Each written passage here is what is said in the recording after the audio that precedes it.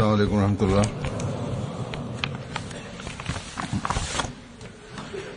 अशहदु अल्ला इलाहा इल्लल्लाह वहदहु ला शरीका लहु व अशहदु अन्ना मुहम्मदन अब्दुहु व रसूलुहु।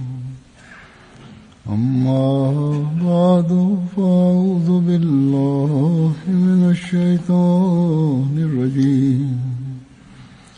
बिस्मिल्लाहिर रहमानिर रहीम। अल्हम्दुलिल्लाहि रब्बिल आलमीन अर्रहमानिर रहीम मालिकि यौमिद्दीन इय्याका नअबुदु व इय्याका नस्तईन इहदिनस सिरातल मुस्तकीम सिरातल लज़ीना अनअमता अलैहिम गैरिल मग़्दूबि अलैहिम वलद्दाल्लीन।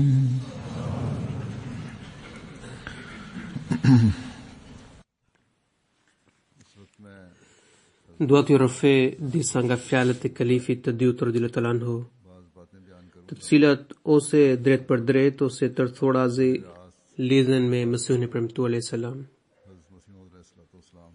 Këto rëfime përmbajnë mësime të çmueshme që vlen edhe sot në përsaktimin e drejtimit tonë. Rëfimi i parë lidhet me pasionin e Mesihut të premtuar alayhis salam për përhapjen e Islamit dhe pritshmërinë e tij për anëtarëve të xhamatit. Mesihu premtuar alayhis salam kishte dëshirë që ky pasion dhe dëshirë e zjarrt për të thirrur njerëzit ka Islami të ngjallë edhe në zemrat e anëtarëve. Kalifi i dytë radhiyallahu ta'ala anhu rëfen se Mesihu premtuar alayhis salam gjithmonë mendonte për mënyrat se si të përhapej mesazhi i xhamatit anë mban botës. Dhe ky ishte shqetësimi i tij më i madh që mundonte ditë e natë. Njëherë ai sugjeroi se sikur anëtarët e xhamatit të kishin uniform të veçantë që i dallonte nga të tjerët. Dhe kështu vetvetiu njerëzit të mësonin rreth këtij xhamati. Shumë kush parashtroi idetë të tyre që si mund të dallohen një musliman ahmedian nga të tjerët. Sigurisht dallimi i jashtëm nuk duhet të ketë qenë çështje kryesore.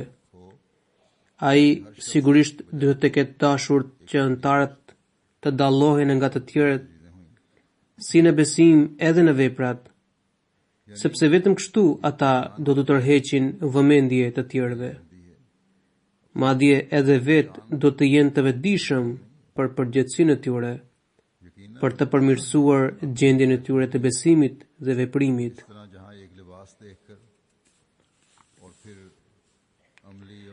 Edhe sot në nevojitet të vetëdijsohemi se veshjet nuk kanë asnjë rëndësi, por ajo që është rëndësishme që gjendja jonë duhet të jetë e tillë se çdo musliman ahmedian të dallohet prej të tjerëve. Në lidhje me veshjen, Kalifi i dytë radhiyallahu ta'ala anhu thotë se misionari duhet të ketë edhe pamje për e besimtarit. Duke u drejtuar të rinjve të xhamatit, ai tha: "Unë u tërheq vëmendje të rinjve të xhamatit, se ata duhet të përshtaten tipareve islame. Ata duhet të tregojnë thjeshtësinë dhe modestinë në mjekër, flokë dhe në veshjet e tyre. Islami nuk ju ndalon nga veshjet e pastra dhe dinjitoze. Madje ju porosit për t'ju përgjigjur pastërtisë dhe për t'ju shmangur ndyrësisë. Megjithatë, Ai nuk mbështet shtirjen apo artificialitetin. Disa persona janë të fiksuar pas rrobave të tyre, saqë e kontrollojnë her pas here. Kontrolli I jakës se mos është e pluhurosur është veprim I padobishëm. Njerëzit I sillin Mesihut e premtuar selam rroba të veçanta e të shtrenjta dhe ai I përdorte, por kur nuk I kushtonte aq vëmendje për ta pastruar apo për ta ruajtur atë nga pluhuri. Pra, pastrimi I rrobave nuk është I ndaluar, por teprimi dhe fiksimi në të është I papëlqyer. Nganjëherë njerëzit bëhen nervoz nëse u mungojnë rroba të duhura apo kostume të përshtatshme për raste të veçanta. Njeriu duhet të shkojë në takime po në ato rroba që I ka me mirëbesim dhe dinitet. Qëllimi kryesor është mbulimi I trupit, pastërti dhe dëlirësi. Por nëse njeriu duke pasur rroba që plotësojnë këto nevoja, I shmanget takimit duke arsyetuar se më mungojnë kostumet apo të tilla veshjet e të tjerë, atëherë këto arsyetime nuk kanë asnjë lidhje me besimin, por vetëm me botën materiale. Këtu ka një porosi të veçantë për ata që kanë dedikuar jetë në shërbim të Islamit, veçanërisht për misionarët dhe përgjithsisht për anëtarët e xhamatit, që ata të mos I kushtojnë aq shumë vëmendje pamjes së jashtme, saqë të harrohet objektivi kryesor. Janë edhe disa që nuk kujdesen as pak për pastërtinë. Prandaj edhe ata duhet të dinë se pastërtia është pjesë e besimit. Pra duhet pasur një ekuilibrim në çdo çështje, e jo prirje totale nga njëra apo ana tjetër. Hazret Kalifi Dyut radhiyallahu anhu duke rrëfyer një ngjarje lidhur me nevojën e thirrjes ndaj mesazhit të Islamit, thot se kur shkova në Delhi, pra në kryeqytetin indian, pash që banorët e Delhit nuk ragateshin më në debate. Herë të tjera kur kam ardhur këtu, pra në Delhi, më ka rastisur se njerëzit që vinin për takim fillonin lloj-lloj bisedash. E askush nuk kishte bërë një bisedë të arsyeshme. Mbaj mend se kam qenë në Delhi kur isha I vogël dhe qëndroja pranë të afërmve të mi. Mamaja jon kishte ndenjur pranë gjyshës son dhe aty kishte ardhur edhe një kushëri uni I largët nga Hyderabadi. Ai duke bërë me dorë pyeti rreth meje dhe gjyshja më prezantoi se është djali I filanit. Atëherë ai më pyeti se ç'janë këto fjalë që ka përhapur babai jot. Madje njerëzit thonë se ai flet kundër Islamit. Kalifi Dyut radhiyallahu anhu tregon se atëherë edhe pse isha në një moshë të vogël, por në vend që të friksohesha, unë fillova bisedë rreth vdekjes së Isait alayhis salam, sepse I mbaja mend shumë mirë argumentet. Unë I thash se babai im ka thënë vetëm kaq, se Isai alayhis salam ka ndruar jetë, dhe Mesihu I premtuar apo Imam Mehdiu do të lind po në xhirin e Islamit. Kalifi Dyut radhiyallahu anhu tregon se ndër ajetet që vërtetojnë vdekjen e Isait alayhis salam ishte edhe ky ajet: Ya Isa inni mutawaffika wa rafi'uka ilayya. Pra, këta ajete unë e mbaja mend dhe kështu qartësova gjithë çështjen me argumente. Ai mbeti I habitur nga diskutimet e përfundoi duke thënë se sigurisht kjo ajet tregon qartë se Isai alayhis salam ka ndruar jetë. Por pse këta hoxhallar bëjnë gjithë këtë ushtim kundër jush? Unë I thash, atëherë më mirë pyetni hoxhallarët. Por gjyshja reagoi shumë ashpër dhe mu drejtua duke thënë: pendohu. Djali ishte shumë I hutuar nga bisedat e deritanishme, dhe tani ti I vërtetove dhe vullose për mosbesimin. Pastaj, duke treguar për metodën e thirrjes së një sahabiu të Mesihut të premtuar selam, Kalifi dyut rëdhëratëron rëfen se Mia Sher Muhammad sahibi ishte njëri analfabet. Ai ishte ndër shok të parët të Mesihut e Premtuar selam. Ai ishte prej atyre njerëzve që i përkushtoheshin plotësisht jetës shpirtërore.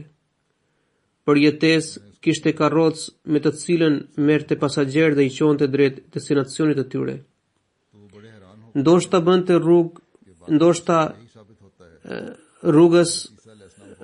rrugë midis palorit dhe bangës.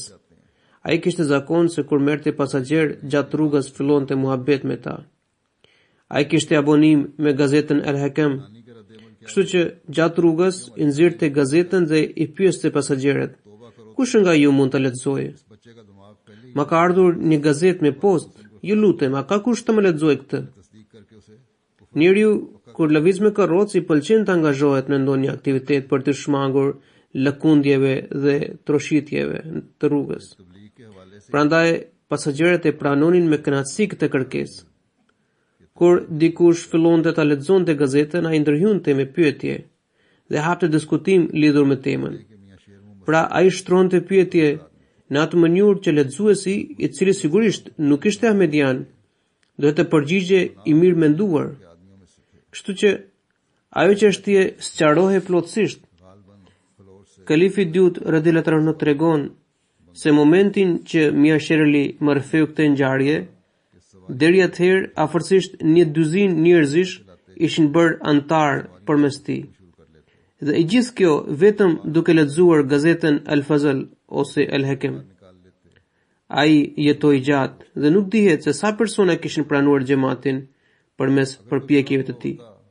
Pra, nuk është e thënë se në çdo rrethan na duhen persona të shkolluar që të shërbejnë për të përcjellë mesazhin. Madje, nëse na mungojnë persona të arsimuar për të dërguar në vende të reja, atëherë mjaftojnë edhe ata të pashkolluar, të cilat duke mësuar disa çështje themelore mund të fillojnë shërbim të xhamatit në xhamate të vogla.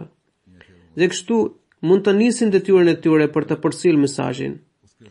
Nëse mbetemi në pritje për dietarëve, atëherë nuk dihet se sa kohë do të harxhohet derisa ata të jenë të gatshëm për të shërbyer.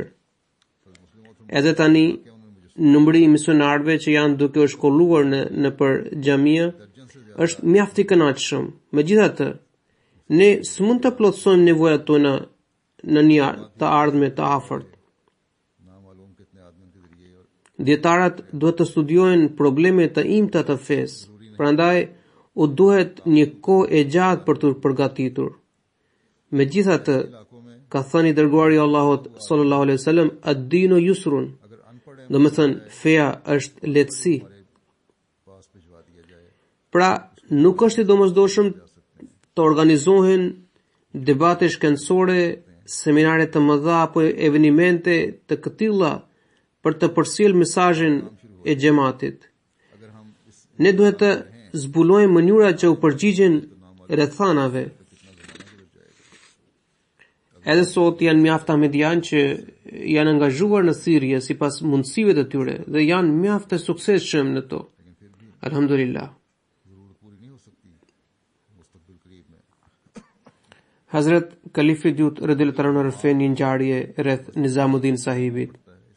Ai ishte shok i përbashkët i Mesihut e Premtuar selam dhe Molvi Muhammad Husainit të Batalas. Ai kishte bërë haxh 7 herë. Ishte njëri gazmor dhe i sjellshëm dhe mbante marrëdhënie miqësore si me Mesihun e Premtuar selam, ashtu edhe me Molvi Muhammad Husain Batalvi. Prandaj kohën kur Mesihu Premtuar selam deklaroi se ai është reformatori i kohës dhe i dërguar prej Zotit, Molvi Muhammad Husain i Batalas me njëherë nxori një fetve, pra një vendim fetar për mosbesimin e tij, pra të Mesihut e Premtuar selam. Kjo gjë e hidhroi shumë, sepse Nizamuddin sahibi e kishte parë nga afër Mesihun e Premtuar selam dhe ishte i bindur për sinqeritetin e tij. Ai jetonte në Ludhiana dhe sa herë që dikush fliste kundër Mesihut e Premtuar selam, ai zihej me të dhe i thoshte shko një herë te Mirza Sahibi dhe bindju një vet. Ai është njëri i sinqert, i zemër mirë dhe i devotshëm. Unë kam i ndenjur pranë tij dhe i kam vërtetuar se nëse dikush i jep argumente nga Kurani, ai e pranon me njëherë. Mirza Sahibi nuk merret me dallavere, e as nuk i afrohet sjelljes së tillë. Nëse e argumentojmë nga Kurani se deklarata e tij është e pa bazë, atëherë ai sigurisht ka për ta kuptuar. Kështu ai shpesh bënte debate me njerëz lidhur me këtë çështje. Madje u thoshte, kur të shkoj unë në Kadian, do të shikoni si Mirza Sahibi do të heq dorë nga deklaratat e tij. Unë do të nxjerr Kuranin para tij dhe në momentin që do t'i tregoj ajete nga Kurani për ngritjen e Isait alayhis salam fizikisht në qiell, ai më njëherë do të pranojë gabimin e tij. Unë e di shumë mirë se asnjëherë nuk e kundërshton Kuranin. Një ditë me këtë qëllim, ai u nis për Nakadian. Takoi Mesihun e premtuar alayhis salam dhe pyeti: Mirza Sahib, a keni braktisur fenë islame? Dhe a keni mohuar Kuranin? Mesihu premtuar alayhis salam u përgjigj: Jo, si mund ta kisha bërë këtë? Unë i bindem Kuranit dhe feja ime është Islami. Zotri Nizamuddin i tha: Alhamdulillah. Edhe unë ashtu u jam përgjigjur njerëzve se Mirza Sahibi kur nuk mund ta mohoj Kuranin. Pastaj ai i tha: Po nëse ty nxjerr qindra ajete nga Kurani famlar si argumente për të provuar se Isa alayhis salam është ngritur fizikisht dhe është i gjallë në qiell, atëherë a do ta pranoni gabimin tuaj? Mesihu premtuar alayhis salam i përgjigj: Ju flisni për qindra ajete? Unë ju them se do t'i bindem plotësisht edhe nëse më tregoni një ajet të vetëm. Zotri Nizamuddin i tha: Alhamdulillah. Unë kam bërë debate me njerëz se është e vështirë se nuk është e vështirë për ta bindur Mirza Sahibin. Njerëzit më kot gumzhin kundër jush. Pastaj tha: Po mirë, jo qindra, nëse ju nxjerr 100 ajete nga Kurani në mbështetje të jetës së Isait alayhis salam, a do ta bindeni? Ai u përgjigj: Unë ju kam thënë se po nxorret edhe një ajet të vetëm, unë do të tërhiqem nga besimi im. Ashtu siç është e rëndësishme bindja ndaj 100 ajeteve, po kështu çdo fjalë dhe çdo shkronjë e Kuranit kërkon bindje të plotë. Nuk ka çështje këtu për 100 ajete, sepse mjafton edhe një ajet i vetëm. Zotri Nizamuddin tha: Po mirë, jo 100 ajete. Do t'ju tregoj 50 ajete. A pajtoheni se do ta hiqni dorën nga bindja juaj? Atëherë Mesihu premtuar alayhis salam ju përgjigj: Unë tashmë ju kam thënë, më mjafton vetëm një ajet dhe jem gati për ta pranuar. Tani ashtu si Mesihu premtuar alayhis salam tregonte vendosmërinë dhe gatishmërinë e tij, Zotri Nizamuddin Sahibi filloi të dyshonte se mbase nuk ka shumë ajete në Kur'an. Prandaj ai i zbriste vazhdimisht. Në fund ai tha: Mirë, atëherë besoj se po nxora 10 ajete. Ju sigurisht keni për të bindur. Mesihu premtuar alayhis salam qeshi dhe i tha: Unë i përmbahem fjalës sime të parë. Ju kërkoj vetëm një ajet. Zotri Nizamuddin kërkoi leje dhe i tha: Tani po largohem, inshallah do të kthehem pas 4 ose 5 ditësh dhe do t'ju tregoj ajete nga Kurani. Dietari i Ahle Hadithit, Maulvi Muhammad Hussain Batalvi ishte në Lahore atëherë dhe bënte letërkëmbim me kalifin e parë radhiyallahu anhu për të hartuar kushtet e debatit. Pra, për debatin që do të zhvillohej midis Mesihut e premtuar alayhis salam dhe Maulvi Muhammad Hussain Batalvis. Ky debat do të zhvillohej rreth çështjes së vdekjes së Isait alayhis salam. Maulvi Muhammad Hussain Batalvi argumentonte se hadithet janë interpretimi i Kuranit. Prandaj nëse hadithet provojnë dhe vërtetojnë ndonjë çështje, ajo pranohet sikur është e vërtetuar edhe nga Kurani. Prandaj çështja e jetës apo vdekjes së Isait alayhis salam duhet diskutuar me anë të haditheve. Prandaj kjo çështje duhet kalifi i parë radhiyallahu anhu argumentonte se Kurani famlar është parsor dhe gëzon e përsi absolute mbi hadithet. Prandaj kjo çështje duhet diskutuar me anë të Kuranit. Ky letërkëmbim midis tyre zgjati disa ditë. Kalifi i parë radhiyallahu anhu për të mbyllur këtë bisedë paraprake dhe për përcaktimin e kushteve dhe për të siguruar debatin me mësuesin e premtuar selam, pak nga pak pranonte kushtet e parashtruar nga Molvi Muhammad Hussein Batalvi. Molvi Batalvi ishte mjaft i kënaqur se kalifi i parë po pranonte kushtet e vendosura për tij. Gjatë këtij diskutimi, Mia Nizamuddin sahibi mbërritën e Lahore. Ai I tha Molvi Muhammad Hussein Batalvis që ndërpritni të gjitha bisedat. Unë sapo jam takuar me Mirza sahibin dhe ai është I gatshëm të tërhiqë nga deklaratat e tij. Unë jam dashamirësi juaj, por edhe I Mirza sahibit. Prandaj mosmarrveshja midis jush më ka hidhur mjaft. Unë isha I bindur se Mirza sahibi është njeri I drejtë dhe shpirtmir. Prandaj kisha shkuar tek ai. Dhe ai më ka dhënë fjalë se nëse I tregoj 10 ajete nga Kurani për ngritjen e Isait alayhis salam në qiell, atëherë ai heq dorë nga të gjitha deklaratat e tij. Dhe do të pranojë se Isa alayhis salam është I gjallë. Molvi Muhammad Hussein Batalvi ishte njëri gjakënzet dhe zemrohe me njëherë. Ai I tha, o budalla, më prishe kret planin. Unë pas 2 muaj mundimesh dhe përpjekjesh dhe bisedimesh, I kisha tërhequr ata drejt hadithit, kurse ti I çove prapë te Kurani. Mia Nizamuddin e pyeti, pse? A nuk ka 10 ajete në Kuran në mbështetjen e jetës së Isait alayhis salam? Molvi Muhammad Hussein I tha, ti je njeri ignorant. Ku di ti kuptimin e Kuranit? Atëherë ai tha, mirë atëherë. Edhe unë jam aty ku është Kurani. Kështu ai më njëherë u nis për Nakadian dhe bëri bet në dorën e Mesihut të premtuar selam. Shikoni se çfarë bindje kishte Mesihu i premtuar selam në Kuran. Dhe ai deklaronte me vendosmëri se Kurani nuk mund ta vendoste kundër tij. Kjo nuk do të thotë se Kurani famlar sikur kishte një lidhje të veçantë me Mesihun e premtuar selam apo me xhamatin musliman Ahmedia. Sigurisht, Kurani tregon rrugën e së vërtetës dhe kushdo që anohet nga e vërteta fiton mbështetjen e Kuranit. Meqë Mesihu premtuar selam ishte I bindur se ai bazohej në të vërtetë, prandaj edhe Kurani e mbështeste. Mesihu premtuar selam shpesh thoshte se nëse deklaratat e tij nuk bazohen në Kuran, atëherë ato le të flaken në kosh. Kjo nuk do të thotë se Mesihu premtuar selam kishte dyshime rreth shpalljeve, por ishte bindja e tij e palëkundshme në Kuran që e nxiti për të thënë se sigurisht Kurani do të më mbështes. Ishte pikërisht kjo bindje që I dha suksese të mëdha. Prandaj çdo musliman ahmedian duhet të jetë I bindur se Kurani famlar të mbështet Mesihun e premtuar selam dhe xhamatin e tij.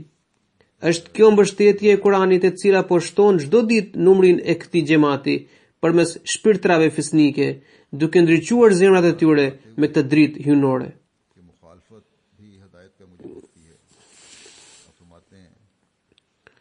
Duke shpjeguar se edhe kundërshtimi mund të bëhet shkak I udhëzimit. Kalifi I dytë radhiyallahu anhu rëfen se kur rritet kundërshtimi, atëherë edhe xhamati kur arritje dhe progres.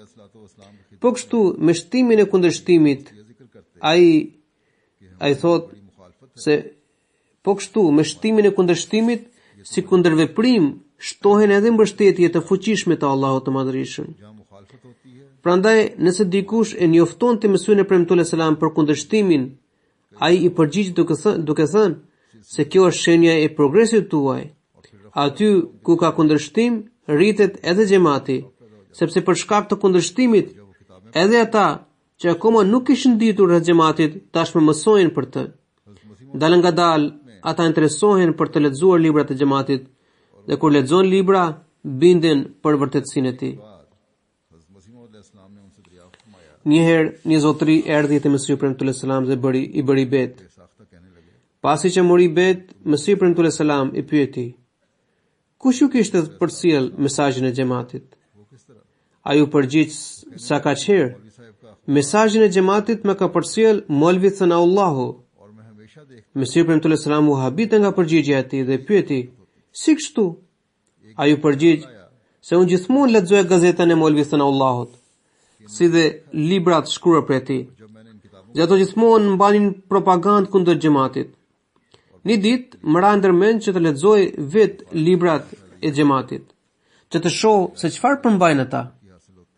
Kur i lexova, u binda plotësisht dhe vendosa të bëja bet.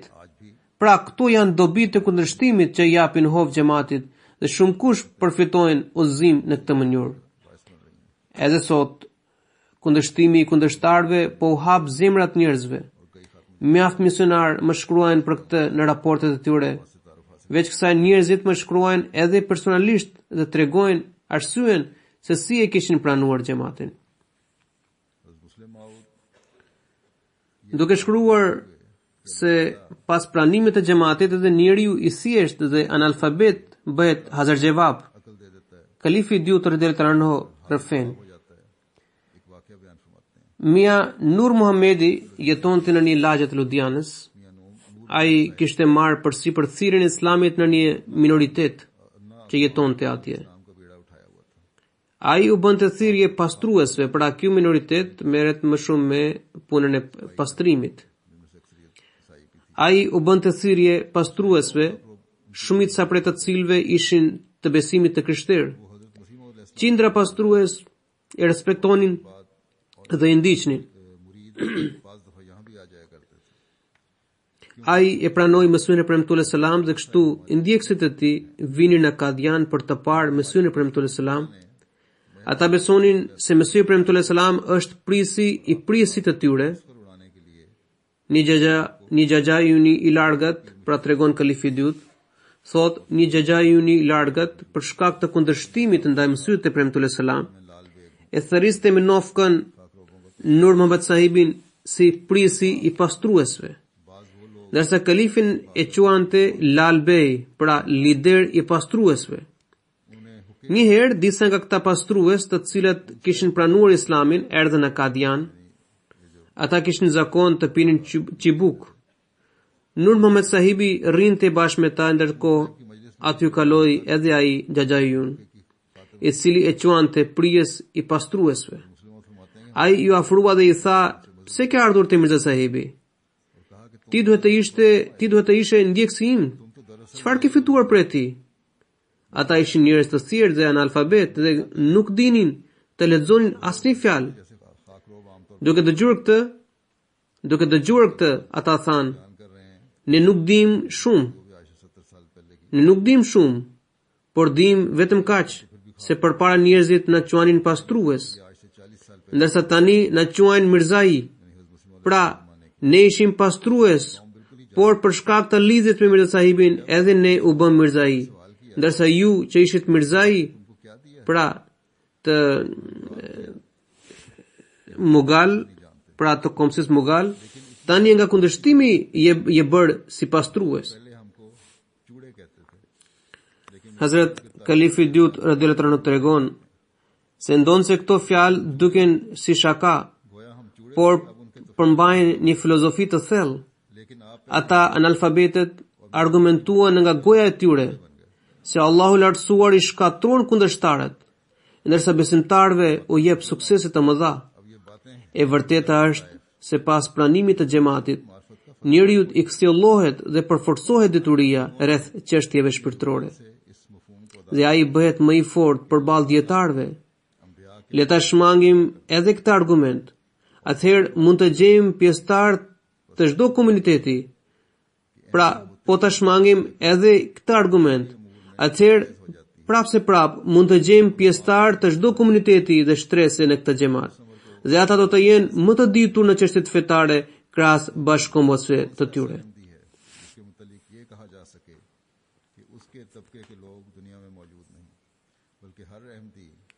Hazrat Kalifi i dytë radhiyallahu anhu tregon se ndonë se këto fjalë edhe Kalifi i dytë radhiyallahu anhu rëfen edhe një tjetër ngjarje që manifeston për ullësinë e ahmedianëve dhe dëshirën e tyre për të përmbushur profetësinë e Mesihut të premtuar selam, si dhe përballja me kundërshtimin vet për shkak të xhamatit.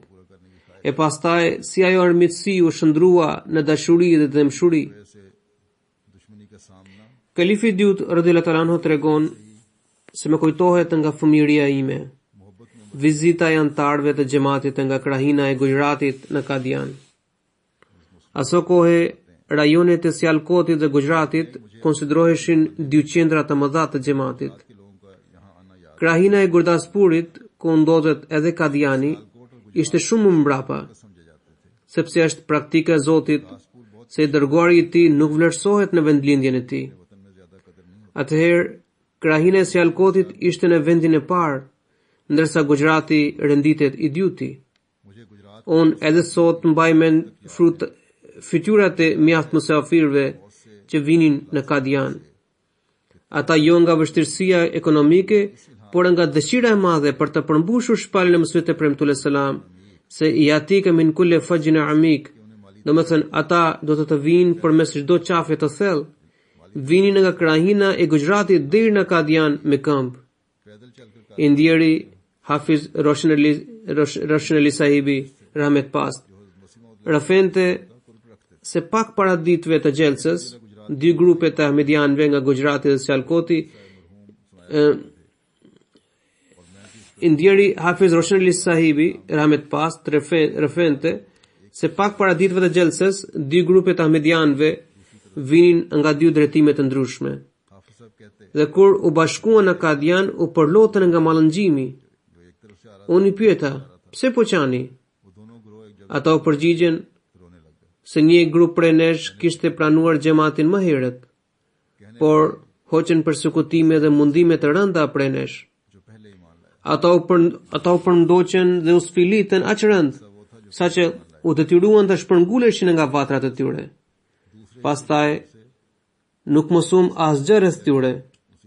Pastaj Zoti na ndriçoi edhe zemrat tona me dritën e Ahmediatit, dhe ne që kishim ushtruar mizori dhe dhunë ndaj tyre, dhe i kishim detyruar për shpërngulje, dhe ishim kundërshtar mizor, tani u bëm Ahmedian.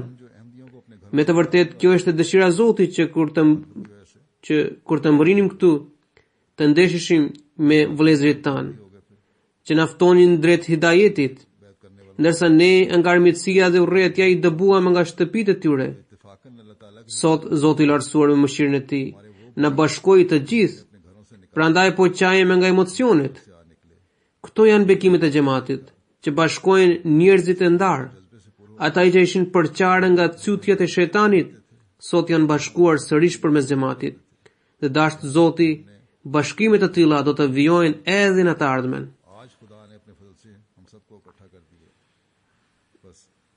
Hoxhallarët kanë krijuar një përshtypje të gabuar rreth Isait alayhis salam, se ai krijonte zogj me dorë, e pastaj frynte shpirt në ta.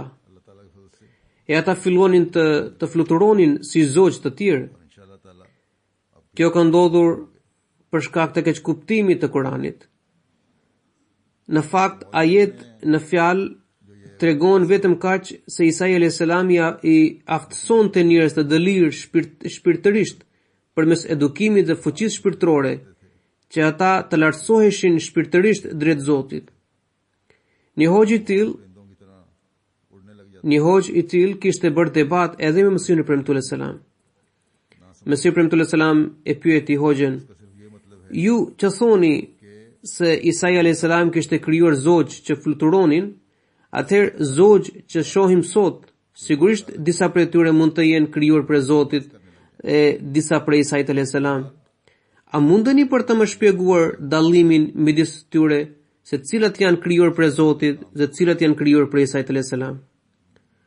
Hoxha u përgjigj me njëherë në gjuhën punjabe: "E hon mushkila e dono ral mil gëne."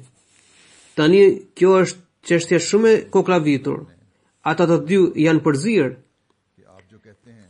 Pastaj lidhur me akuzën që i drejtohet Mesihut të premtuar selam se ai kishte përdorur gjuhë të pahishme kundër të krishterëve, e cila në fakt nuk qëndron, Mesihu premtuar selam nuk e kishte filluar këtë, Kalifi dyut radhiyallahu ta'ala anhu tregon se disa herë kur çështja I kalon çdo caku, atëherë ne detyrohemi të kundërpërgjigjemi.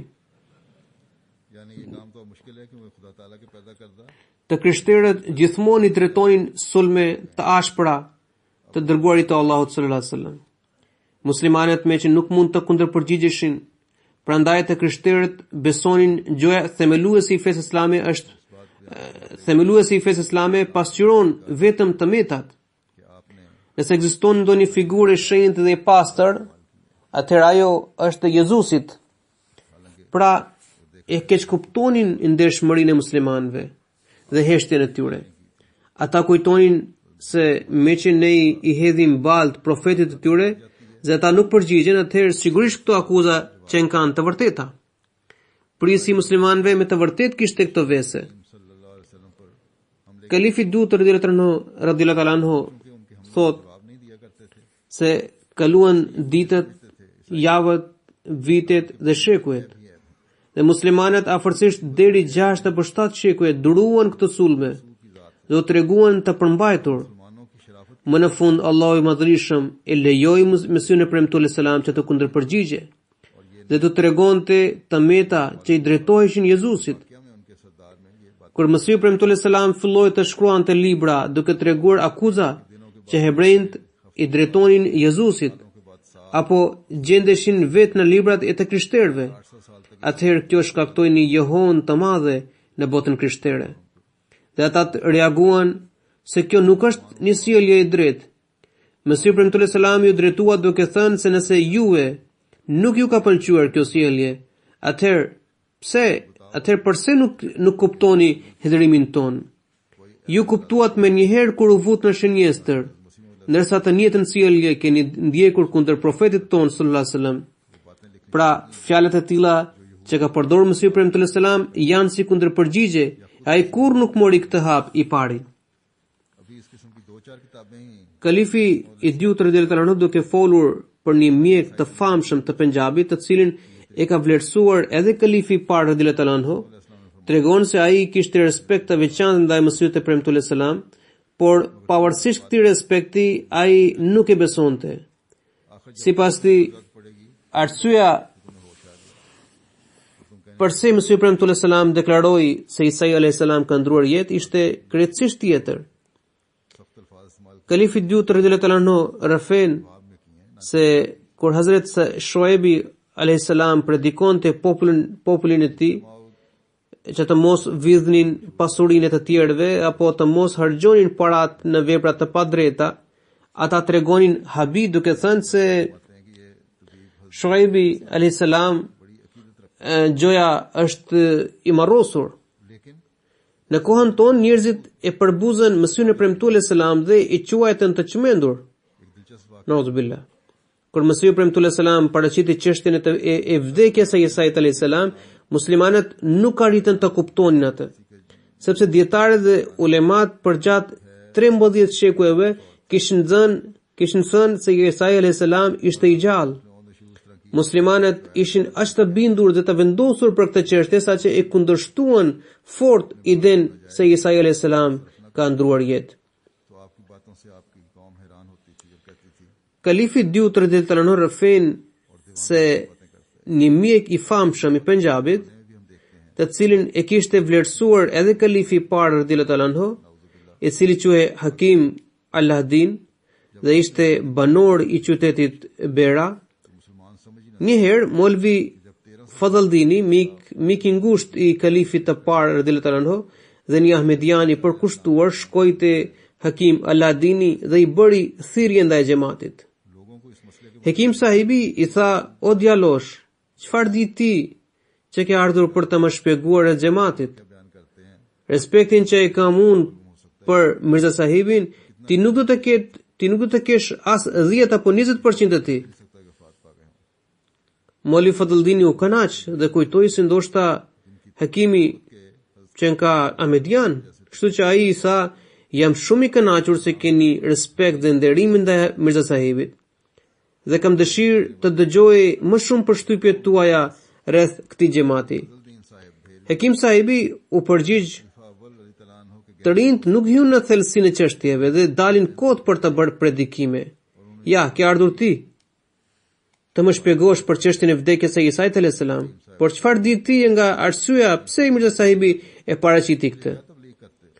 Mauli Fadluddini i tha, zotri, urdhëroni, tregoni vetë. Hakimi i tha, atëherë dëgjo.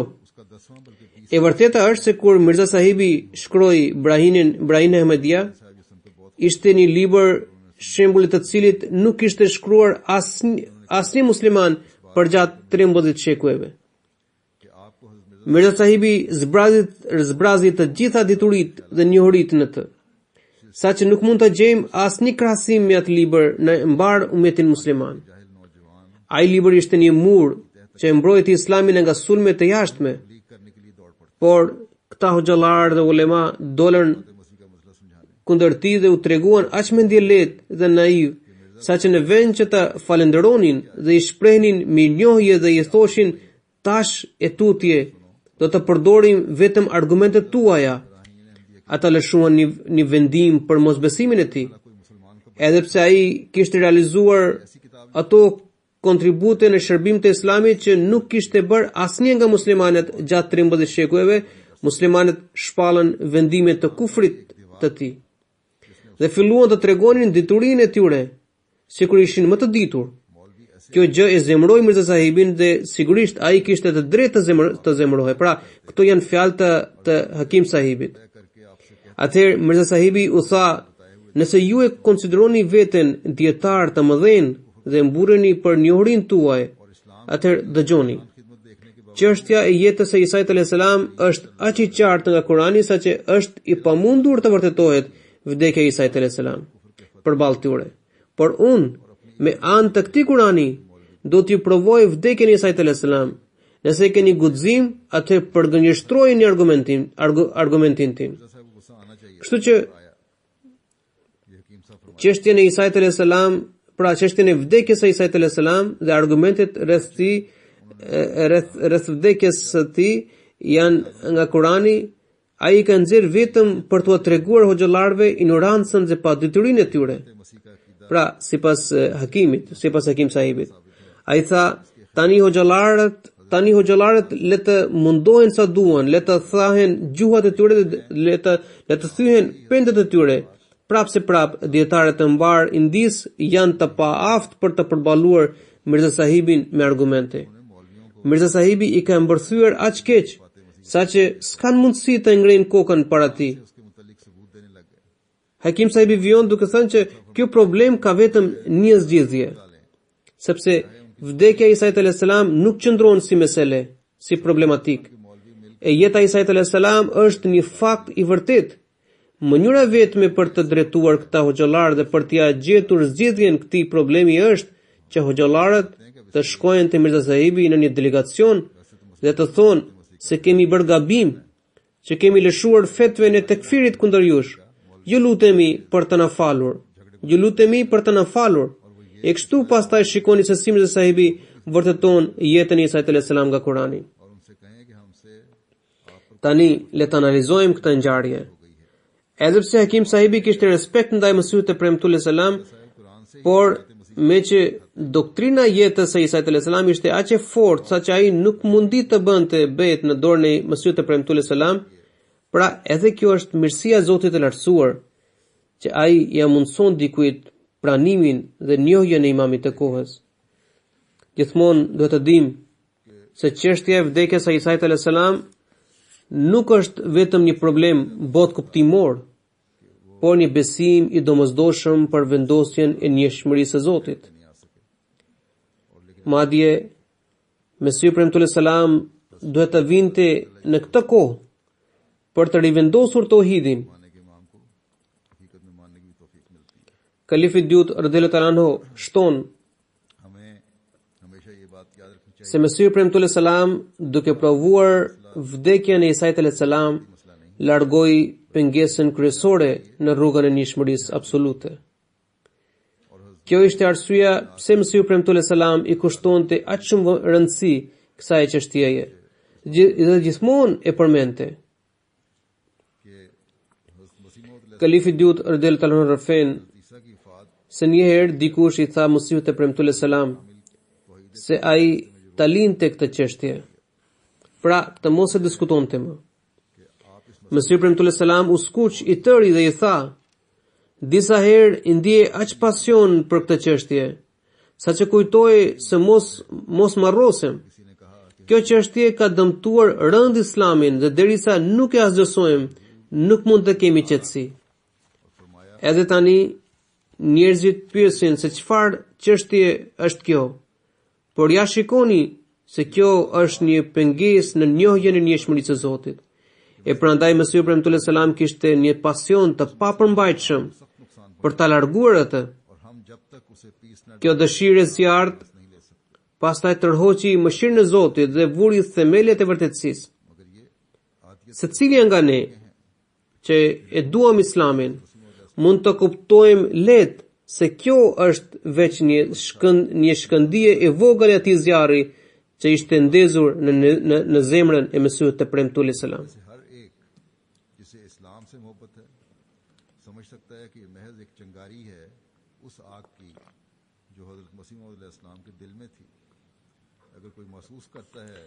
Të gjitha përpjekjet tona duhet të sillen rreth këtij boshti dhe duhet të përkufizohen në këtë pikë. Nëse nuk e zbulojmë këtë, atëherë çdo përpjekje jona, edhe pse në dukje mund të shfaqet si tohid, por në fakt do të jetë piknisja e shirkut. Kalifi Dyut radhiyallahu anhu rëfen një ngjarje. Ai thotë se në kohën e Mesihut të premtuar selam një zotëri rrinte në Kadian dhe mësonte këtu. Ai po thuaj çdo ditë bënte këtë diskutim se i dërguari i Allahut sallallahu alaihi wasallam i dinte edhe çështjet e sapadukshmes. Pra ishte i gjithdijshmi. Ai mbante një kapelë romake mbi kokë. Një ditë dikush e cili dhe i pyeti: a beson se dërguari i Allahut sallallahu alaihi wasallam dinte edhe këtë? Ai pas një turp u përgjigj se sigurisht që po.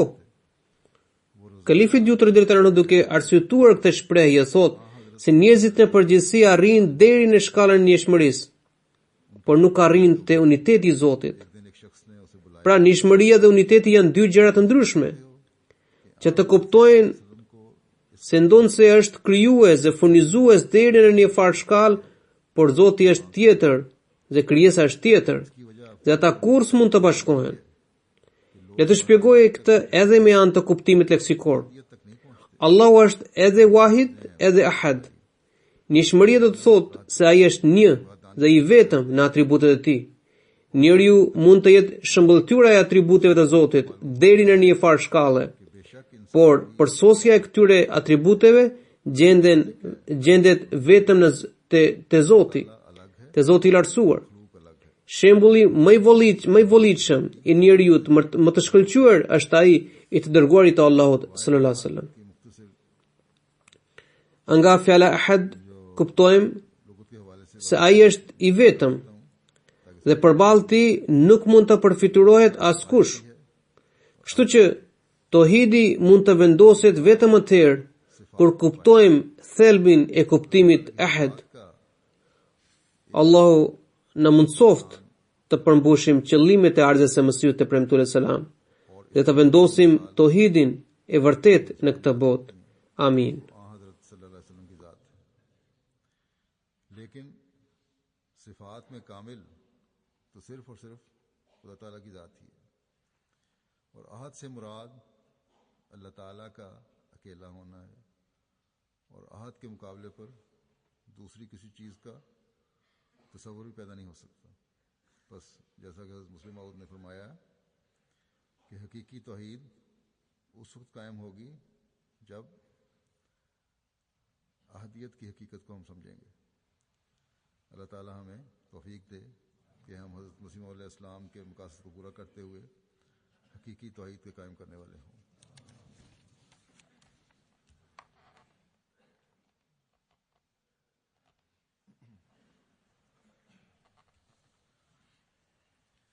अल्हम्दुलिल्लाह नहमदुहु व नस्तईनुहु व नस्तगफिरुहु ونؤمن به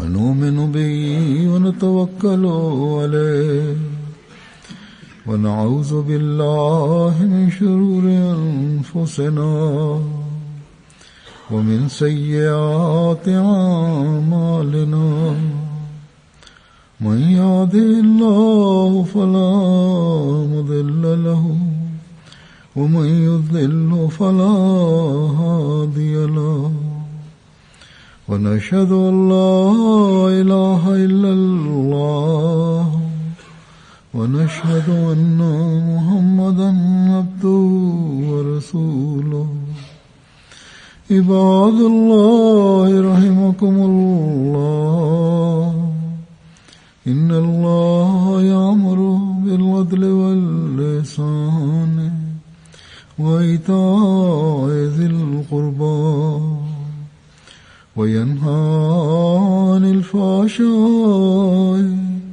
والمنكر والبغي يعظكم لعلكم تذكرون اذكروا الله يذكركم وادعوه يستجب لكم ولذكر الله أكبر